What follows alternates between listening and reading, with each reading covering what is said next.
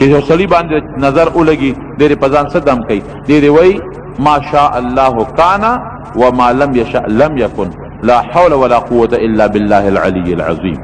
دا دی وی په ځان یا که د دنه بل چاته نظر لګي دی پوه چې دا سړی خو مې نظر نه ښه راغی نو دا دی او یو دم دیږي.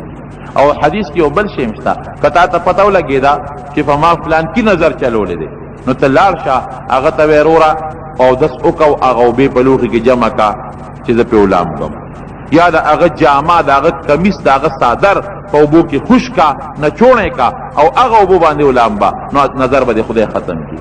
او نبی صاحب فرمایي چې دغه سړی د خفه کېږي نه که تا ته چا ووایي چې وروره دا جامه راته ووینځه یا اودس وکړه یا لاس ووینځه یا مخ ووینځه او هغه اوبه د په ځان اچوم تا را نظره کړم هر یم پرې نه خفه کېږي. ولې ځکه نظر د بنیتی نه لګي هغه د روغ زړه نه لګېږي. څوک چې د چا زړه ته پرېوت نو هغه نه نظر لګېږي. نو دی یو طریقه نبي صاحب په احادیثو کې ښودلې ده.